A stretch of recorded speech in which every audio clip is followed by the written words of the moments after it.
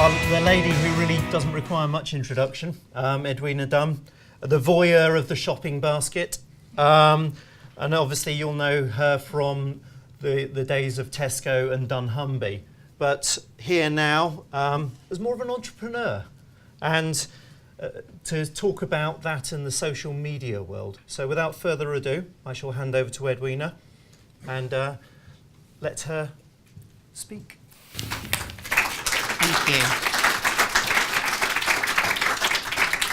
Thank you, James. Hello, everyone. I am happy and somewhat nostalgic to be back in the arms of the IDM. I remember it well. I have some very happy memories of working and actually lecturing on, I think it was statistics back at the IDM. And I never quite know how I got that job because I was the most non-mathematical person in the business. But I got the subject of teaching statistics and the wonderful Reddy Reckner, if anybody remembers that. It was a very long time ago. But very happy memories of the IDM, and I'm very happy to be here.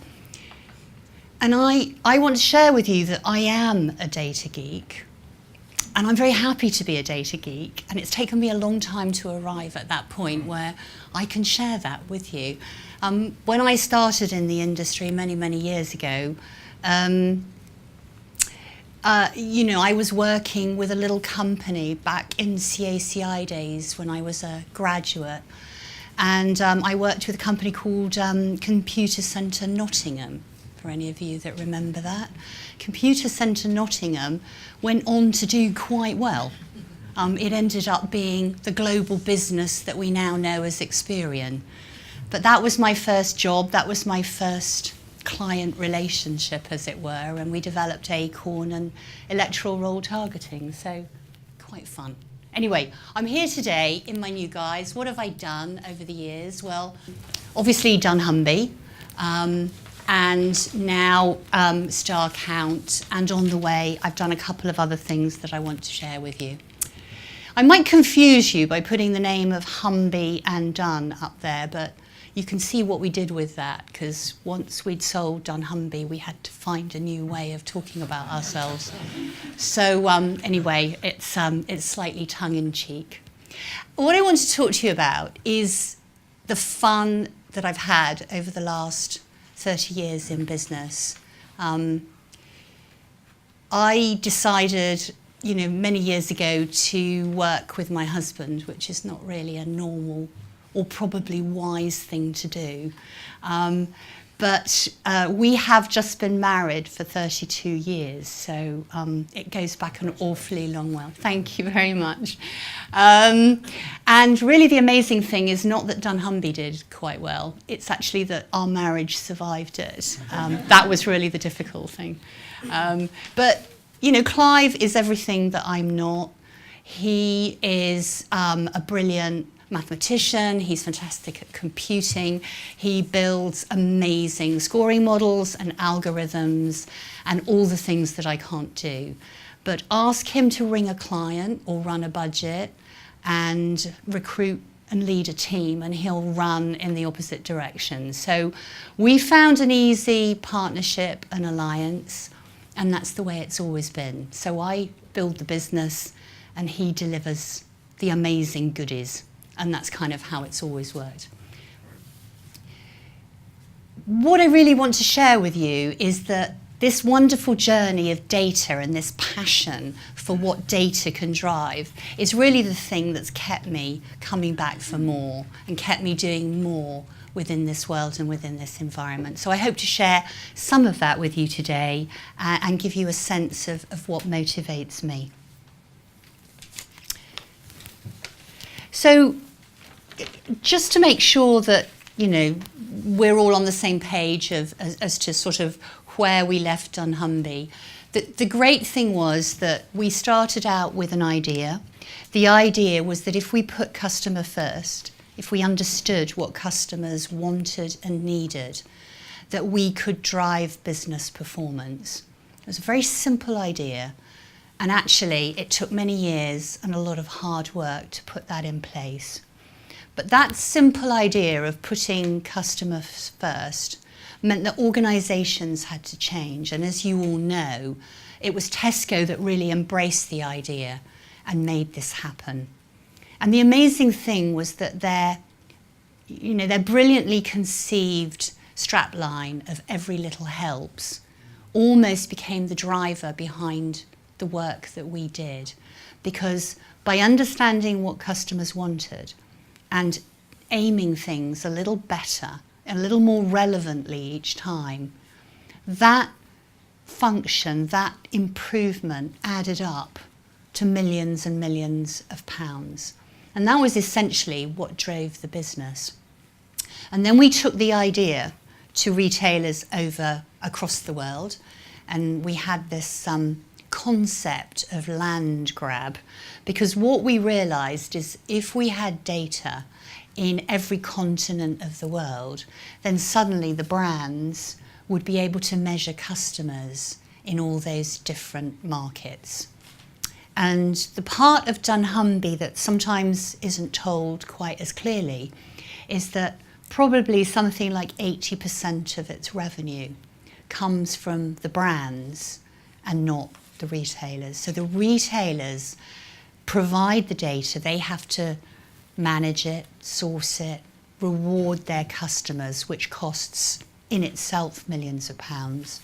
But in repurposing the data for the brands, it's able to offset some of the costs and indeed drive more revenues into actually that whole experience of learning more and then getting customers more relevant, better offers from the brands.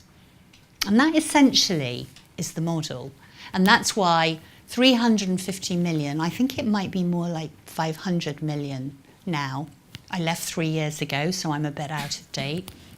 That's how dunnhumby measures the shopping baskets of people all over the world. And that's what keeps it relevant, that's what keeps it current, and that's what keeps it exciting. So it's still a phenomenal model, and I'm extraordinarily proud of the fact that it created this vision and this collection of data that transformed the way brands understood and reached their markets. The other thing that I just briefly want to mention is that the way we went into other markets could easily have failed, and there were two absolutely critical business decisions that we took where I think if we'd gone another way we might have failed. And those two were the fact that we set up a joint venture with the retailers in each of these key markets. So we didn't go it alone because it was so easy to go into America or to go into France and fail. We needed someone, a retailer, who could stop us failing and help us. And in fact, by having dunnhumby part owned in each of those markets by the retailer, it meant that yes, we shared what we grew and built in those markets, but the retailer had a vested interest, indeed a really rewarding financial return from the success that dunnhumby and the brands contributed to each of those markets. So those JVs propelled a lot of our growth and stopped us making really bad mistakes in each of the countries. We all know how easy it is to fail in a market, and I think that is a significant part of why we were particularly able to be successful in America.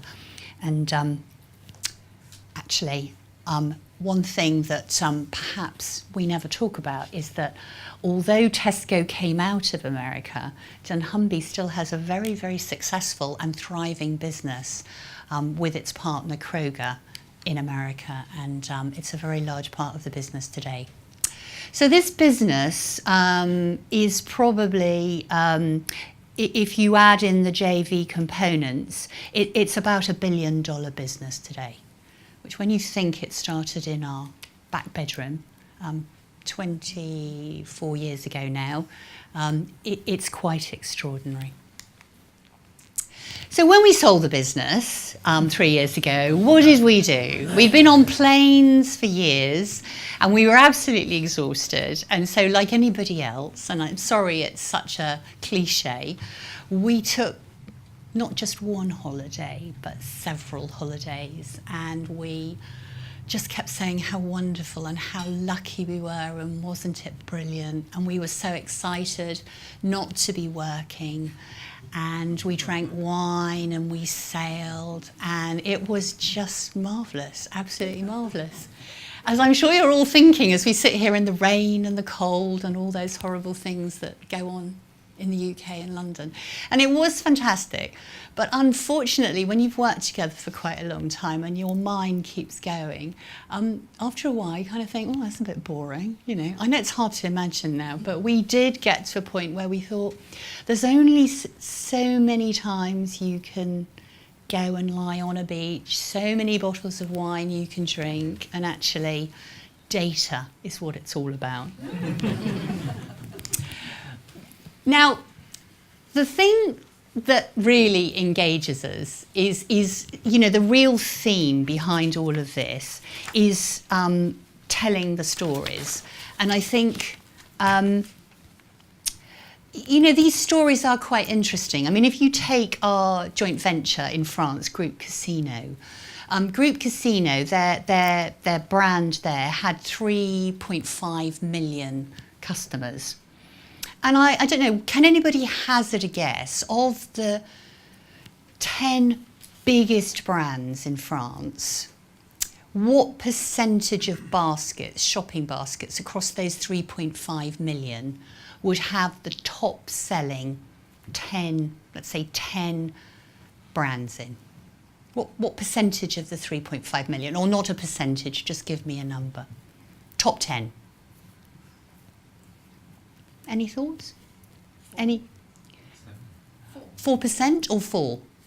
4 out of 10. No, sorry. Of all 10, of all 10, how many of those 3.5 million shopping baskets would have all 10 of the top selling products in them?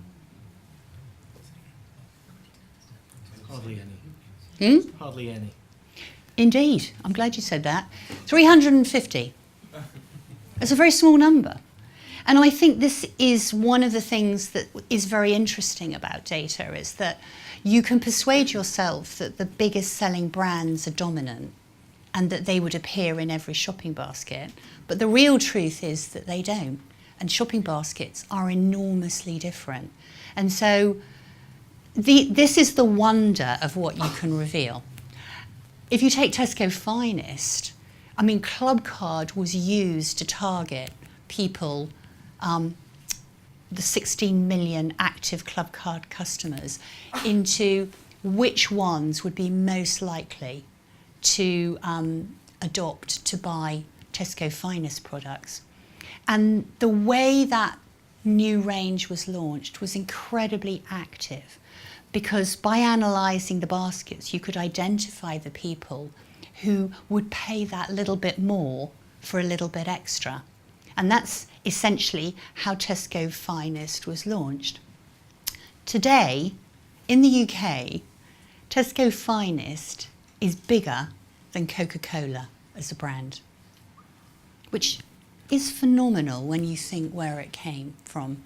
So the power of data to transform businesses is phenomenal. Tesco.com, Tesco Bank, those were all born out of being able to find people who were the right types.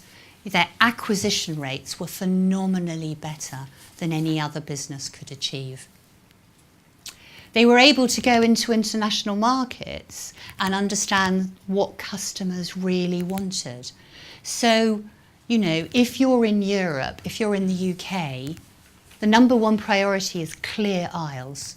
Clean stores, clear aisles. You can see that. If you go into Asia, they're not bothered about that. That's not what excites them. What excites them is how much fresh or live there is in the store. Now, live, yeah, it does mean frogs and chickens and things like that. But that is what they want. So actually understanding that dumplings in China are the products that decide whether you shop in a store or not.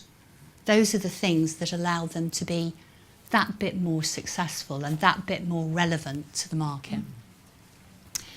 And even down to formats, you know, we saw in the data before it really emerged as a serious trend, we could see that people had stopped shopping the big extras and doing the huge baskets of monthly shopping, and they'd moved towards more frequent shops. So, you know, again, it allowed them to start changing their strategy to more expressors and actually getting the range right for more frequent shoppers in those much smaller formats. So, you know, the power of data really did transform businesses. And what I want to share with you, and people, you know, often ask what are the case studies around Tesco or other retailers. The truth is, when we started working with Tesco when we launched Clubcard in 1995, there were two really important things. I mean, one was the market said to collect Clubcard data, to analyse it, it would require 3 years worth of development using the latest technology, and it would cost £50 million, which even now is a lot of money, but in 1995 it was eye-wateringly huge, and it made it not viable. So when dunnhumby came piped up with, it'll be £250,000 and 10 weeks, you know, that's when we really got the job. It's also when we got a lot older and a lot more stressed, but it was exciting. And the reason we could do it like that was because we used maths, which, you know, I think is the new phase. It is absolutely the future of marketing, mathematics. So I completely agree with you on that. But to be able to use maths to look at some of the data some of the time, that's what gave us this option and this opportunity to transform the business. I said two, didn't I? I can't remember what the second one is now. It's like getting old. I'm really sorry. I'll come back to that. But Tesco, yeah. So when we started work with them, they were way behind Sainsbury's. I mean, they were half the market cap, half the market share of Sainsbury's when we started working with them. Within a year of Clubcard, they'd overtaken them in the market. It was huge. I mean, some of you may not remember that time, but it was, they closed all the stores, they redressed them, and customers literally poured in. They emptied the shelves. They had Pantechnicon lorries moving product all around the country because the vouchers had gone out and people were coming in and clearing out the shelves of the products on promotions. So Tesco was trying not to disappoint by getting enough product in. So it was massive, and of course we all know the story going forwards. So this is their journey. This was the step change from 4% to 9%, and then this is year on year. So not only did they have to defend, not only did they have to continue the growth, but they had to find incremental improvement year on year. It was a relentless task of studying the data, finding the opportunity, and then adjusting the business to respond to customer needs. And that's how the journey worked. So I only have it up to 2009, but I should update it. I'm not suggesting they have not grown since 2009, because they absolutely have. If you look at Kroger in America, I mean, Kroger are something like an $80 billion company. When we started work with them, Walmart was killing them, and those were those words, not ours. Kroger came to find us. They said, we've looked all over America to find a company that do what you do, and we couldn't. So we need you to come to America. And we were quite pleased because we thought, oh, great. But they did actually find us. I'd like to say we found them, but we didn't. But Kroger learned to fight, to compete with Walmart, who were the biggest, with the lowest prices. And through the, I think, 15 years we've now worked with them, they have increased their sales line and they have gone from strength to strength. Their share price has shot up.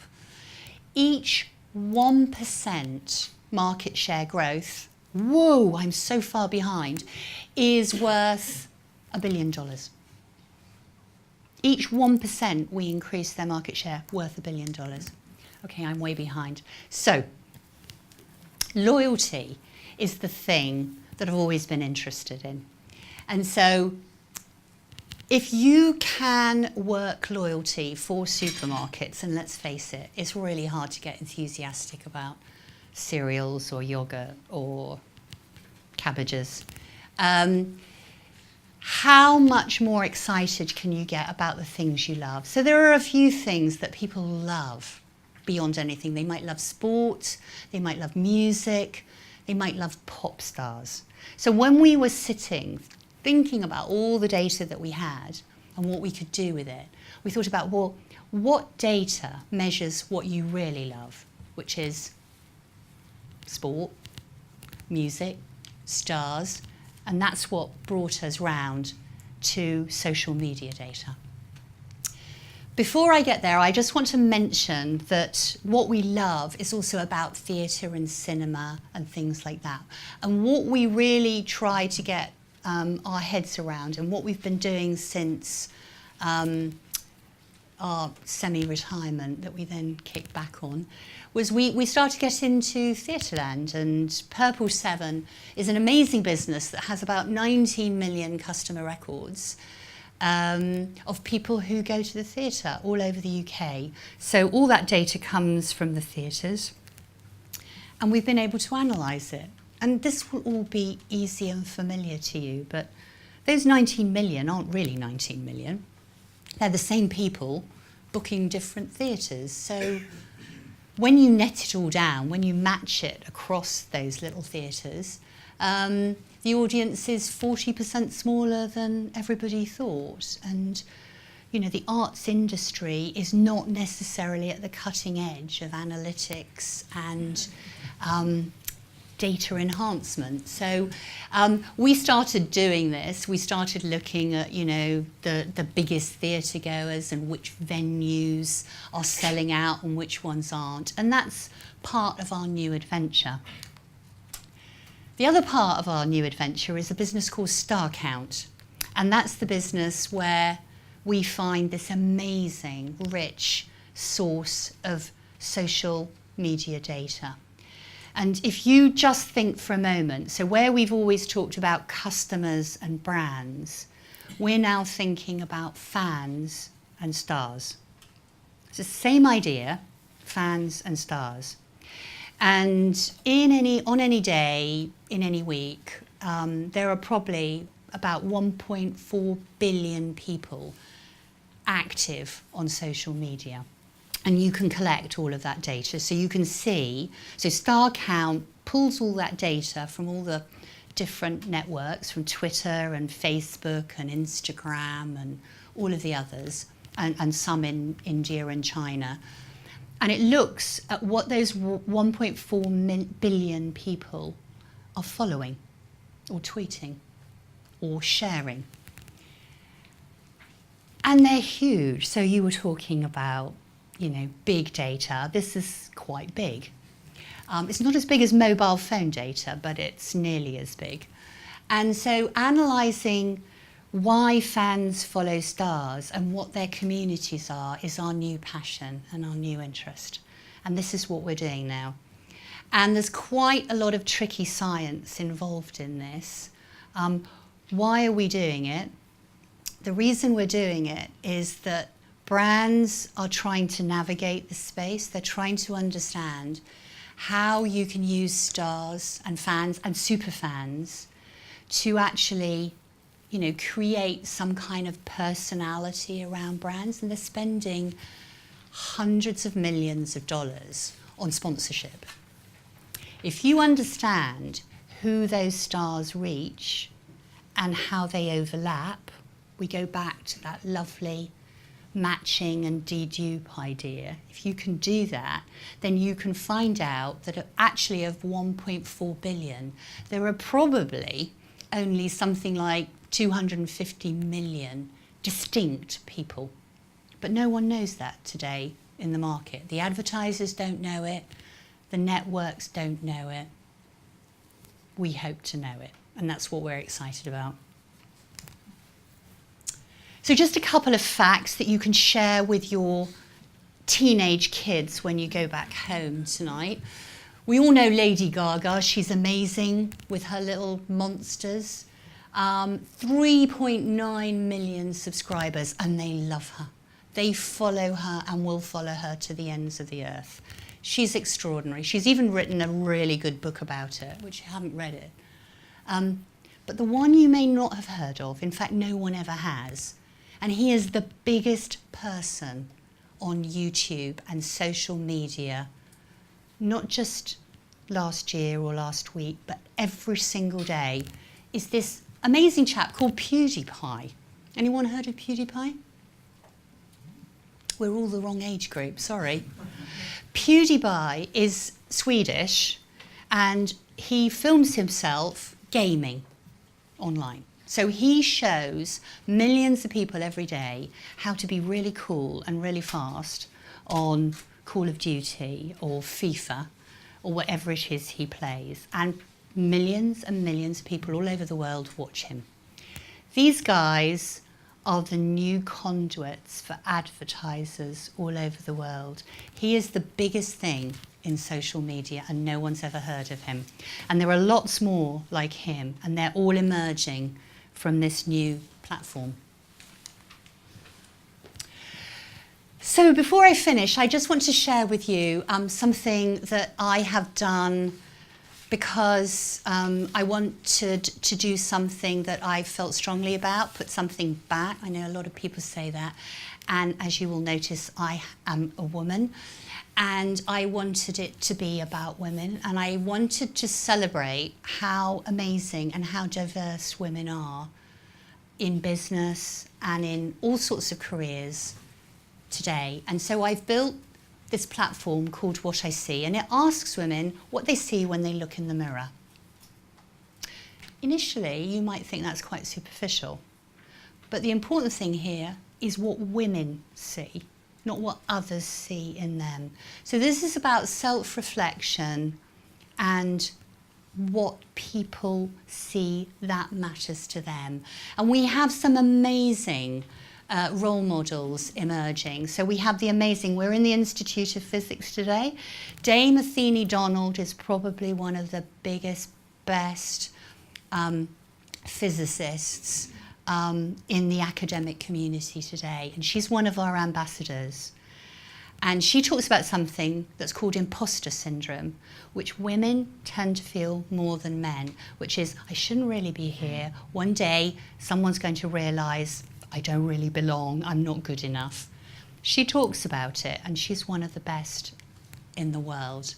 So what I want to do is just show you a short film. I will stop it partway through. This lady is called Caroline Criado Perez. She's the lady who petitioned for Jane Austen going on the banknote and got trolls coming after her because of it. Not real trolls. All of the things that I've done in my life have been really a sort of snap moment decision, from deciding to go to university as a mature student and take my English A-level to deciding to start the campaign taking on the Bank of England. They've all just been things I haven't really thought about. So I was never really someone who sort of planned out my future. But I have been thinking about it recently as a result of thinking about feminism and how women, I think, struggle to admit to themselves perhaps, or acknowledge certain things that they want, because I think traditional roots, or certainly for me, felt very intimidating. And I've only just really acknowledged to myself that I want to be a writer, and that's always been bubbling under the surface. I've always loved writing, but I never really admitted it to myself because I just felt that there was no way I could do it. I put myself forward in that way, and I would just be rejected, and people would tell me I wasn't any good, and I didn't really want to deal with the rejection, so it was better just not to even try. And I think actually, although this is a slight tangent, I think that that's really what's so amazing about the internet, is that it provides women with a route into whatever they want to do, and it gives them a voice, and they don't need anyone to give them permission for that. And I think that, you know, that sort of ties into me not wanting to admit what I wanted to do as a child, because and now I can admit it, because I've been, you know, shown this open door where all of a sudden anything's possible. We live in an incredibly unequal society, and obviously not just from a gender. I'm going to pause it there because I'm running slightly over. There are many films there and amazing role models, and my hope is that we start to take some of these films with some of the ambassadors into schools, into universities, to start to inspire young women that actually they can be anything they want to be. And I feel I've been incredibly privileged. I started out not very well, to be perfectly honest. I was never very academic. And I've had the most amazing journey, and I feel that actually if you keep working and you keep believing in yourself, you can actually do anything you want. And I hope that's the message that, you know, I will share, or will try to share, with women all over the world. This is not a UK thing.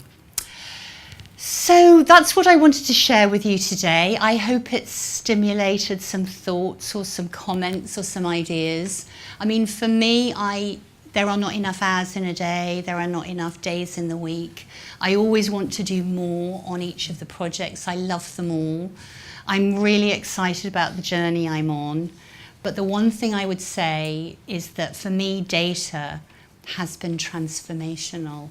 And, you know, I believe that the foundations that, you know, we created as an industry not that long ago, and the facilitation that obviously computing helped us achieve, have been extraordinary. And it's been a blast, and it's not over. And I hope you are having some fun along the way as well. Thank you very much.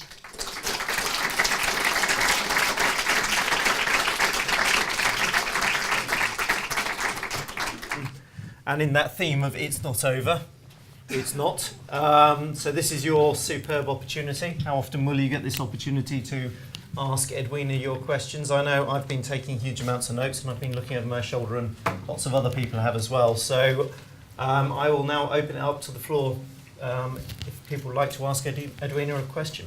Adrian Gregory from Data IQ. It's a question. If you were to ask Tesco's now what they feel is most valuable, the Tesco brand or the Tesco club card database, what do you think they would say? Most valuable? I think Terry Leahy has been public in saying that it was Tesco Club Card that transformed his business, and I think he has been very open about that in the past. I don't know that someone has asked Philip Clark the same question. And I think I even saw in the press recently that some of the analysts were saying, you know, should we put club card and data aside and find a new trick? Which frankly filled me with horror, because I can't imagine what it would be like to drive the equivalent of an aeroplane like Tesco without all the dials and gears and everything that it's grown accustomed to. So I think the thing that I would say is that Tesco was completely superb at execution.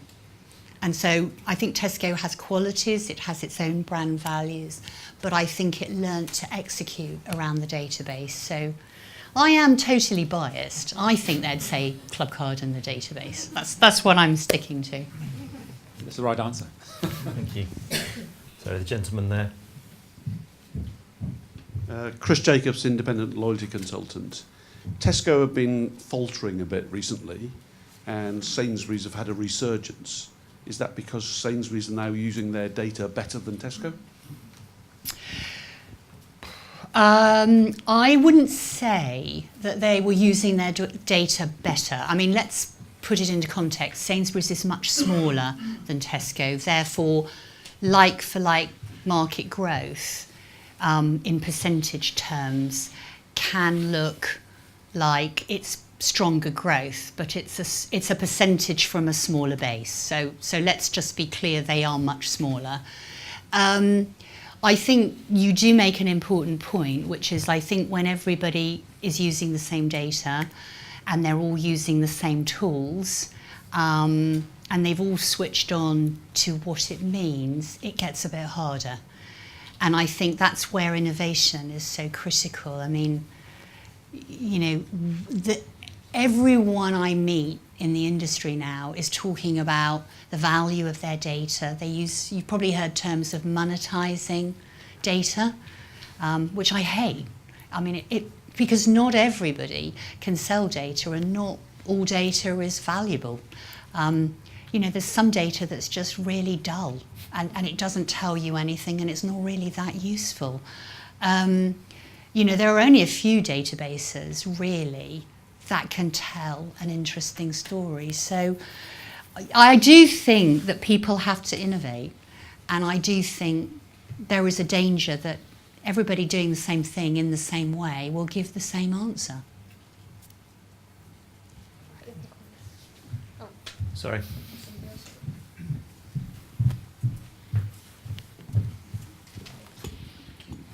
Hello, Carolyn Causton from Alzheimer's Research UK.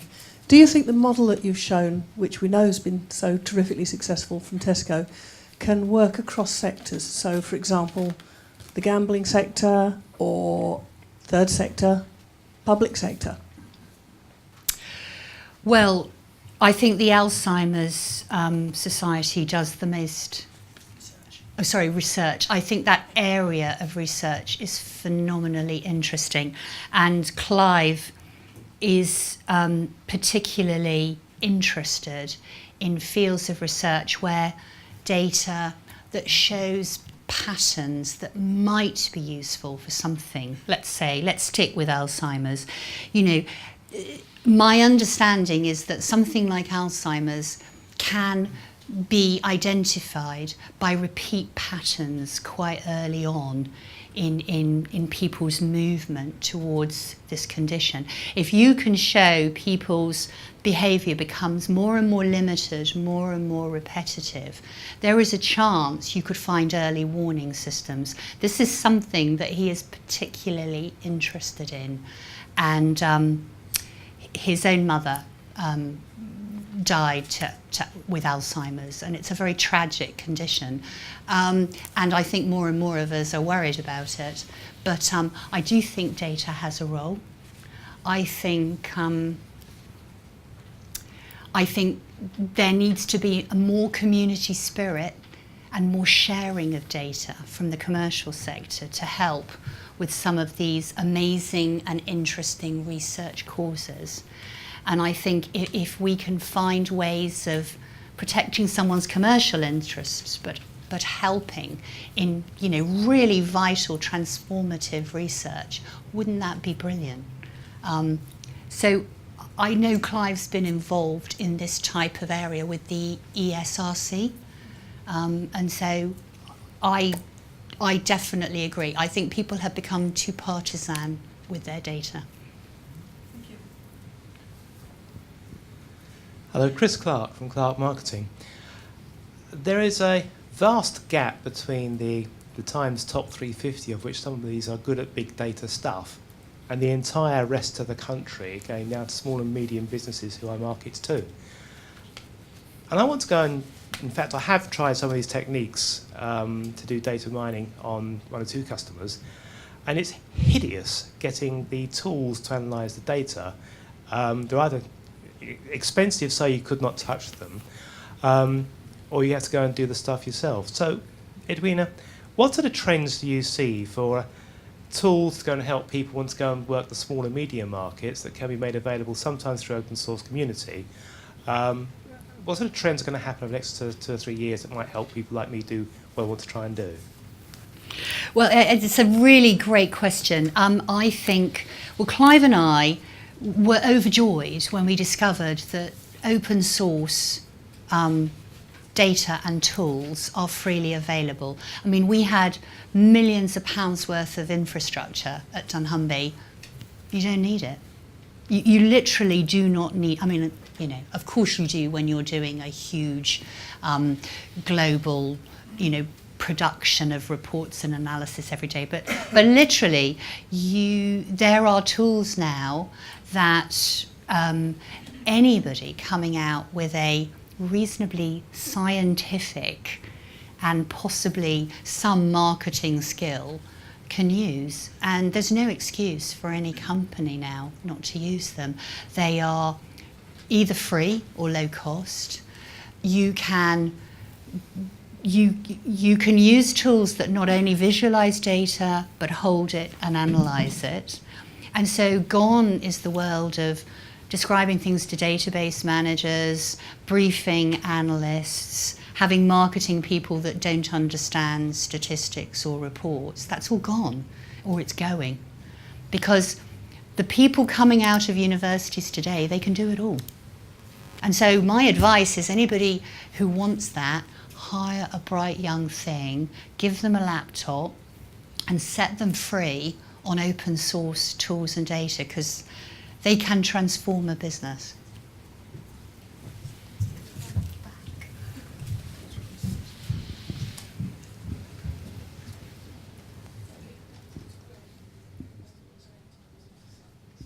It's Merlin Stone. You may remember I helped edit the first edition of Scoring Points because the publisher, the journalist was doing a great job, but he didn't know how to write books. He was an editor. The question I wanted to ask you is that looking at the retail scene today, and the efforts by some of the majors to compete with Tesco and with Lidl and Aldi, for example, in the UK, with non-loyalty card schemes, basically Catalina-based stuff. But the other development that really interests me is the use of affiliate platforms working with mobile advertising, which will work much, much better in about 5 years' time when young customers using social media and not web and email become the bulk of the customers with kids.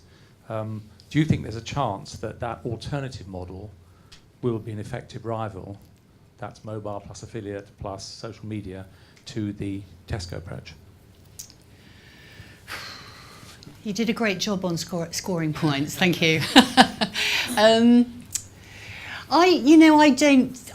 New stuff are just new ways. I think you've always got to explore new ways. I don't think they have to be alternative ways. I think everyone just has to keep getting smarter. I mean, I don't think one data set is going to be enough moving into the future, but somehow people have got to work out how to protect their business and data privacy whilst layering data. And I think the future is going to be about those who can layer data and who can do that in a way that protects the consumer and that the consumer wants to give their permission on because they get more stuff they like or more free stuff. I mean, 92% of mobile apps are free.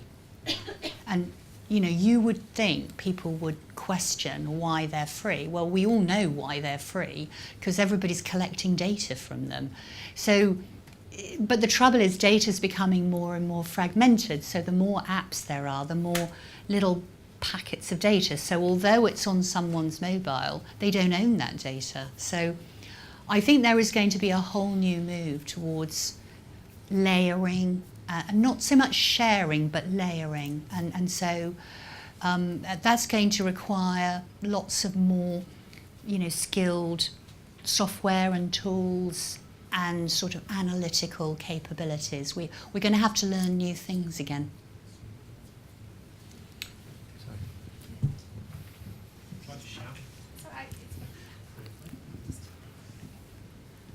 Hi, Alan Thorpe and Diz here. Firstly, I think I'd like to say thank you on behalf of you and Dunnhumby for all the analysts you've trained that we've all hired.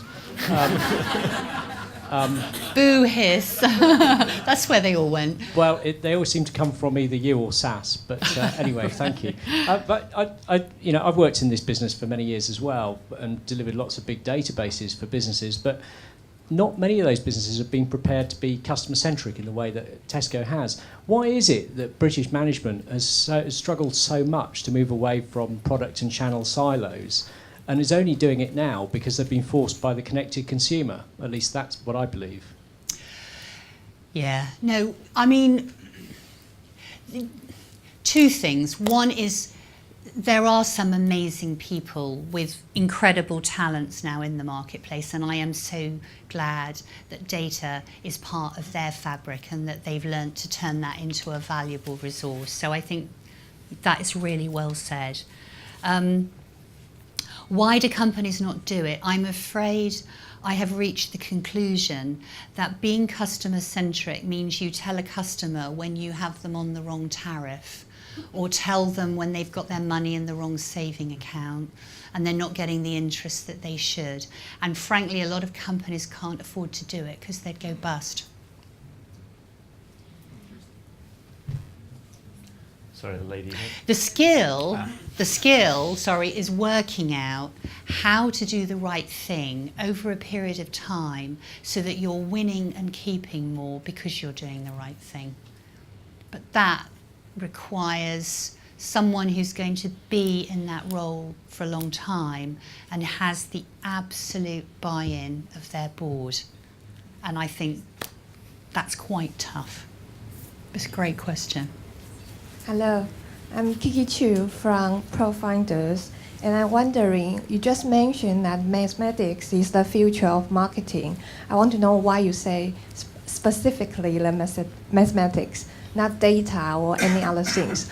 Also, you mentioned that there's some interesting database. So I'm wondering what kind of database you think that is valuable, such as the survey data or demographic data? I don't know, so please share with us. Thank you. Okay, you might have to remind me of the second part by the time I get there. So now I'm really keen on this whole area of mathematics. I mean, I think what I saw is that collecting data can be a strategy that everybody buys into, but we all know that collecting data isn't the same as using it.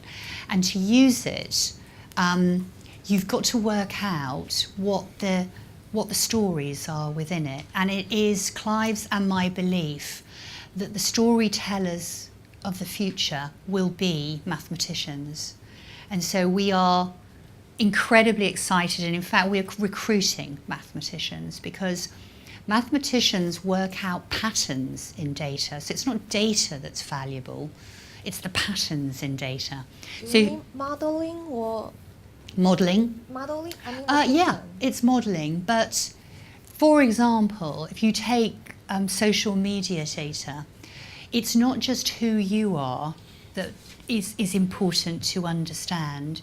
It's who you connect with in communities. So you might play football or tennis regularly. You may be the organizer of a five-a-side football team or a tennis team. So you might be the maven of your community.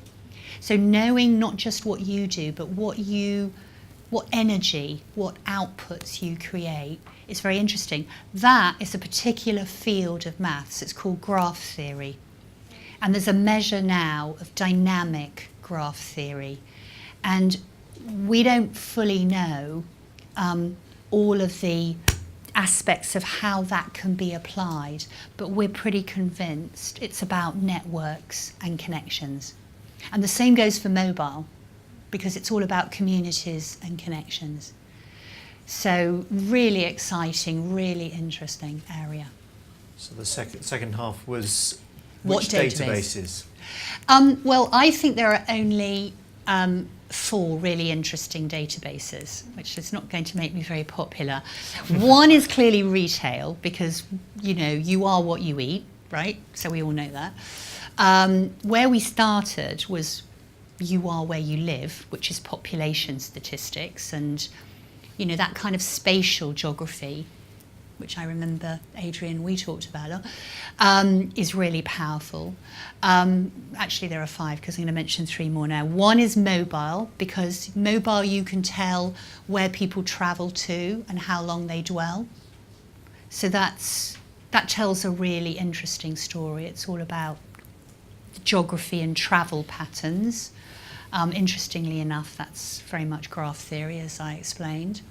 Credit card data, because that gives you a narrow view, a simple view of what people spend across quite a wide range. And then the 5th one is social media data. And the rest of the data is kind of, it's a bit simple. It's a bit, sorry, it is. It's not, if you layer it with other data, it might become more interesting. But I think other data on the whole needs to be layered. But all you mentioned is all like a fact, the history or something really happened. But how do you think about the survey data, doing some research to get the data, that kind of data?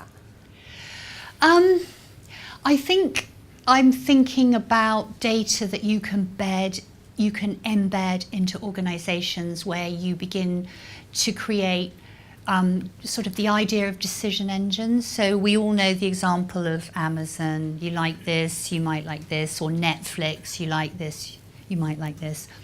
So I'm thinking more about the sort of systematic approaches rather than here's an interesting story. It's a bit like, you know, all of this on the whole is about reaching people in a timely, relevant way, and that usually means at scale, dynamically, across multiple product fields. So I suppose I'm focused on the sort of bigger markets of mass customization. Thank you. Okay, sorry. Over there. Thank you. Well, sorry. Emma Inston from Blinkbox Music at Tesco. Sorry. Hey. But Star Count is fascinating. I'm really interested to know what brands you're working with, or just generally what brands you most admire who are starting to do that whole digital content and social media and tapping into communities and music activations and everything, all that stuff well. Who do you most admire? Well, the people who do it well, I'll give you an example of something that doesn't work quite so well. So Samsung recently sponsored Jay-Z's album, and they bought, I think, 10 million downloads from Jay-Z to give out to Samsung customers, which is a terrific idea and a really brilliant concept of, you know, and how much would they have spent on that? About $30 million, something like that. The trouble is, instead of giving them to their existing Samsung phone owners, they gave them only to the people who bought a new one. And the problem with that is they gave it to a lot of people who've never heard what Jay-Z is or what he does or even like what he does. So there are lots of deals, big multi-million-dollar deals going on between brands and stars. So who does it well? There are people who could do it well. I don't think many of them do it terribly. I think, you know, people like Coca-Cola, we all know, actually get it right quite a lot of the time, and they're pretty clever. The sports brands, you know, they make it cool. I think someone like Red Bull does it brilliantly. You know, they've created a whole series of sports events around the whole idea of being energetic, you know, extreme sports. I think that's brilliant. Everything about it is relevant and, you know, it has a sort of authenticity, which I think the idea is. But just throwing millions, I mean, someone like Adidas sponsors about 1,000 stars. Big bucks. Really. And how do they do it? So none of them are really basing it on insight. No. They're getting There isn't any, because each social media platform is distinct and there's no language, there are no analytics that cross the boundaries of the media networks. So basically, wouldn't it be great to know if a tweet is worth more than a like? We don't know. I mean, we can have a hypothesis, but we don't know. But that's what you're building at the moment. Yeah. That's what we hope to build, yeah. We don't know that we will, we just hope to. Thanks. Thank you. Sorry, if you could hand the mic to David over there, that'd be great. David Reed, editor of the IDM Journal. Edwina, at Dunnhumby, the retailers asked for the shoppers' data and gave them vouchers to reward them for handing over. In social media, people don't see that deal. They certainly don't know that people like you are getting that data and then presumably making money out of it by selling it to brands. Is that fair, and is it sustainable? I think you're right in that many stars treat their fans very badly today. Fans love them, adore them, tweet about them, share with their communities, and what do they get in return? They don't even get a Jay-Z album, So our philosophy is the same as it's always been, and our new philosophy, which is just rebadged, is putting fans first. And so the whole idea is that whatever brands or stars do, they reward the fans that love them and respond to them and share them. And so you're absolutely right in that doesn't happen much today. I mean, Lady Gaga, gets pretty close with the way she loves her little monsters, and she shares and she rejoices in them. There are other people, like there's an amazing social media star called McBarbie, and McBarbie is a young girl, Bethany, and she shows girls how to put makeup on online, and she's got hundreds and thousands, I think over 1 million now, followers who just adore her. And when she arrives somewhere, they scream and collect her autograph, and she'll go and meet all of them. So she's learning as a social media star to treat fans really, really well. And I think that's going to create a new model. If you went to Bethany, to McBarbie, and said, oh, the reason she's called McBarbie, especially for the men in the audience, is there's a brand of makeup called MAC. And so that's why she loves MAC. So a lot of her product is MAC. If L'Oreal went to her and said, can you tell your 1 million fans that L'Oreal is better than MAC, she would really struggle, because her fans would probably leave her overnight. So that new authenticity is really important. So you're right to challenge it, David. I completely agree it's not there yet, but it has to be built, and the only way you can build it is if you can understand who follows what, and you can actually create some kind of value exchange. Our idea really is, instead of giving fans money or super fans money, you give them free content, or you give them something that money can't buy. If Lady Gaga retweets one of her fans, they go ballistic. I mean, One Direction fans, if one of the boys retweets what they've shared, there's an explosion across the networks. I think we've got time for one more question. There were hands. They seem to have disappeared. Gentleman here in the white shirt. Dylan Lees-Jones, Resourcing Solutions. My question to you, Edwina, was I failed to try and convince the CEO of my company that after 17 years worth of trading, it's about time that he cleanses his database. What advice would you give him that I'm clearly falling down on? Oh, you have every sympathy.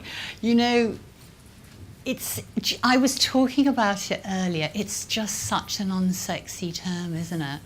Let's clean our database. It's sort of, and yet it's at the very heart of everything we do in this field. So I suppose the challenge is, can we find more engaging languages about what it is we're doing? Because sometimes we make it sound a bit mundane, a bit, a bit functional. And I think big data should really not have been invented by the computer industry. It should have been owned by this community, because you've known what it is for a very long time. And I've grown up with it. I mean, big data used to be population statistics, and then it became supermarket data, and it's the wonderful Martin Rees at Cambridge Trinity, who's the astronomer royal. He talks about big data in the stars, and he was extraordinary and said to Clive and I at a dinner that he invited us to, he said, yes, what we do in looking at the stars and with big data is quite difficult. He said, but at least stars don't move very much. He said, what you're doing is looking at humans, and they're very, very difficult to predict. He said, I really like what you're doing. I thought that was really cool. So I think sometimes it's about the context and the language. It's incredibly important. I mean, you just have to keep saying you are throwing away this amount of money, and annoying lots of people. But I just challenge you to find a better story. Okay, and I'm afraid I'm going to have to draw it to a close there. So thank you, Edwina. Thank you.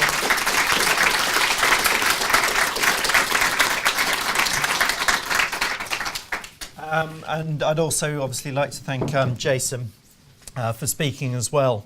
So for me, some great insights throughout the evening. I wrote copious notes. I think my favourite outtake is maths being the future of marketing. So there you go, you heard it here first. But also some things that we have been talking about for a while, that it is all about turning that data into insight and then insight into action. And a resounding thing is that you have to be able to tell the story. You have to be able to get the business to do something different as a result of the information that we're looking at. And you've heard from me, Edwina, that with new tools and technologies, this can be done in a very small scale for very small companies, all the way through to global giants, where 1% is $1 billion in, I don't know if it's revenue or profit, but fair amount of money, revenue. Okay, so absolutely superb, and thank you for all the questions. Before I started, I was told to prepare some questions in case there weren't any, and I said, I don't think I'll really need to do that. So you didn't surprise me there. I'm now having a quick look through my notes. Here we go. So I think the only other thing to remain for me is to thank our sponsors, DSD, and the gig. See, I'm stickered from there. And for being our sponsors, and some of their representatives and people are upstairs, and you can talk to them about what they do and how they can help you navigate your way through this world and maybe layer some data. Just a reminder that the video will be available after the event. Can you please complete your evaluation forms and hand those in? That would be superb. There are upcoming IDM events. I think they're in the pack. So have a look, make sure you book up and get yourselves on those. There is networking upstairs. I think some of you found, or most of you found it before, but if not, it's up the stairs out there and in the room, which will be on your right still when you get up the stairs. You will also, if you have a look at your chairs, there is a promotional leaflet about the IQ Talent Awards. I think it was the inaugural awards last year, and this is all about recognising the individuals rather than just the companies who have done great things. So you can nominate and promote people who you think are brilliant in this industry and deserving of reward. And very kindly, Adrian and his team have agreed that the proceeds of that will go straight into the IDM and the IDM Trust. So not only will it be a fabulous night, there is a superb boat. I think, is it the Sturgeon, the Great? Yep, a great boat that the event will be held on, and it's in... It's the 18th of June. 18th of June. So a note for your diaries, and please take the flyer away. The only other thing is there are people around with lanyards. Those with a pink lanyard, sported very nicely, Mike at the back and others, are IDM staff, and talk to them about information about courses and what the IDM does and how you can get involved. And then you can talk to them obviously about membership and events as well. People with the blue are council members, chairs, and we can talk to you about the various councils that run and what we do to support the IDM, and if you want to be involved in those.